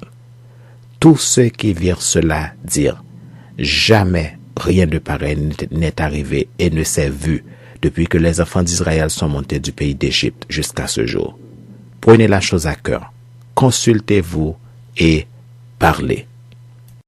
Juges chapitre 20. Tous les enfants d'Israël sortirent, depuis Dan jusqu'à Beersheba et au pays de Galaad. Et l'assemblée se réunit comme un seul homme devant l'Éternel, à Mitzpah. Les chefs de tout le peuple, toutes les tribus d'Israël, se présentèrent dans l'assemblée du peuple de Dieu, 400 000 hommes de pied tirant l'épée. Et les fils de Benjamin apprirent que les enfants d'Israël étaient montés à Mitzpah. Les enfants d'Israël dirent, « Parlez, comment ce crime a-t-il été commis ?» Alors le Lévite, le mari de la femme qui avait été tuée, prit la parole et dit, « J'étais arrivé avec ma concubine à Gibéa de Benjamin pour y passer la nuit. Les habitants de Gibéa se sont soulevés contre moi ayant entouré pendant la nuit la maison où j'étais. Ils avaient l'intention de me tuer, et ils ont fait violence à ma concubine, et elle est morte. J'ai saisi ma concubine et je l'ai coupée en morceaux que j'ai envoyés dans tout le territoire de l'héritage d'Israël, car ils ont commis un crime et une infamie en Israël. Vous voici tous, enfants d'Israël, consultez-vous et prenez ici une décision. » Tout le peuple se leva comme un seul homme en disant, « Nul de nous n'ira dans sa tente et personne ne retournera dans sa maison. Voici maintenant ce que nous ferons à Gibéa. Nous marcherons contre elle d'après le sort. Nous prendrons dans toutes les tribus d'Israël 10 hommes sur 100, 100 sur 1000 et 1000 sur 10 000. Ils iront chercher des vivres pour le peuple, afin qu'à leur retour on traite Gibéa de Benjamin selon toutes les familles qu'elle a commises en Israël. » Ainsi, tous les hommes d'Israël s'assemblèrent contre la ville, unis comme un seul homme. Les tribus d'Israël envoyèrent des hommes vers toutes les familles de Benjamin pour dire, « Qu'est-ce que ce crime qui s'est commis parmi vous?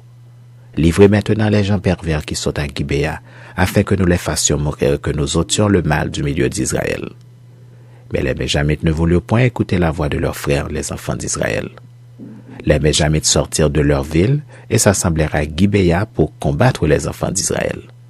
Le dénombrement que l'on fit en ce jour des Benjamites sortis des villes fut de 26 000 hommes tirant l'épée, sans compter les habitants de Gibéa formant 700 hommes d'élite. Parmi tout ce peuple, il y avait 700 hommes d'élite qui ne se servaient pas de la main droite. Tout cela pouvait, en lançant une pierre avec la fronde, viser à un cheveu sans le manquer. On fit aussi le dénombrement des hommes d'Israël, non compris ceux de Benjamin, et l'on en trouva 400 000 tirant l'épée, tous gens de guerre. Et les enfants d'Israël se levèrent, montèrent à Béthel et consultèrent Dieu en disant, « Qui de nous montera le premier pour combattre les fils de Benjamin ?»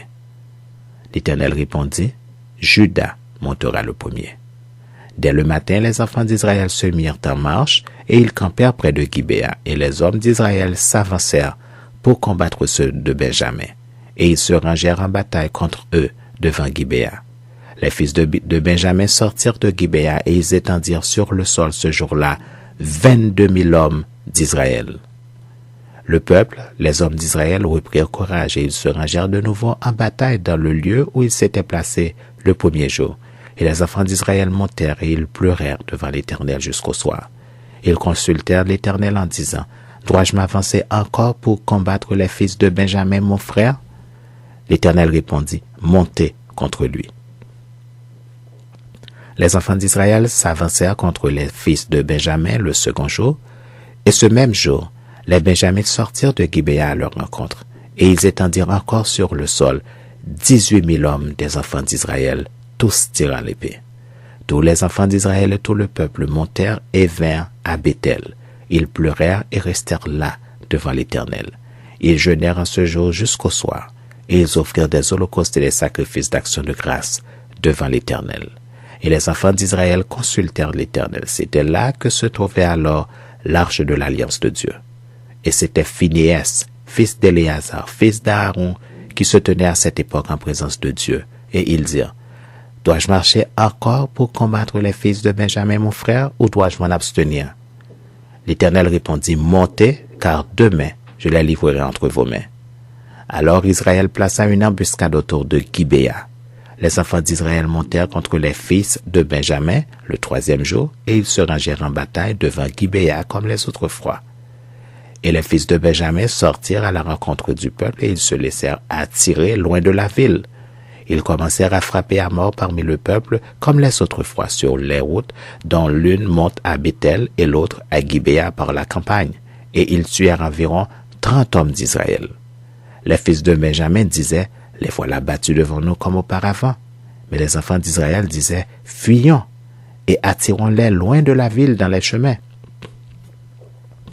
Tous les hommes d'Israël quittèrent leur position et se rangèrent à Baal-Tamar. Et l'embuscade d'Israël s'élança du lieu où elle était de Maharé-Gibéa. 10 000 hommes choisis sur tout Israël arrivèrent devant Gibéa.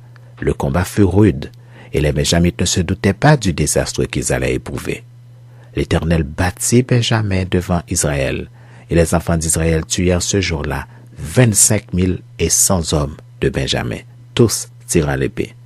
Les fils de Benjamin regardaient comme battus les hommes d'Israël qui cédaient du terrain à Benjamin et se reposaient sur l'embuscade qu'ils avaient placée contre Gibéa. Les gens en embuscade se jetèrent promptement sur Gibéa, ils se portèrent en avant et frappèrent toute la ville du tranchant de l'épée. Suivant un signal convenu avec les hommes d'Israël, ceux de l'embuscade devaient faire monter de la ville une épaisse fumée. Les hommes d'Israël firent alors volte-face dans la bataille.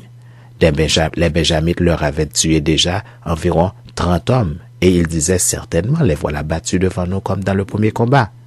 Cependant, une épaisse colonne de fumée commençait à s'élever de la ville. Les Benjamites regardèrent derrière eux, et voici de la ville entière, les flammes montaient vers le ciel. Les hommes d'Israël avaient fait volte-face, et ceux de Benjamin furent épouvantés en voyant le désastre qui allait les atteindre. Ils tournèrent le dos devant les hommes d'Israël et s'enfuirent par le chemin du désert. Mais les assaillants s'attachèrent à leurs pas, et ils détruisirent pendant le trajet ceux qui étaient sortis de la ville, ceux qui étaient sortis des villes. Ils enveloppèrent Benjamin, le poursuivirent, l'écrasèrent dès qu'il voulait se reposer, jusqu'en face de Gibéa, du côté du soleil levant. Il tomba 18 000 hommes de Benjamin, tous vaillants. Parmi ceux qui tournèrent le dos pour s'enfuir vers le désert au rocher de Rimmon, les hommes d'Israël en firent périr 5 000 sur les routes, et ils les poursuivirent jusqu'à Gidéon, et ils en tuèrent 2 000.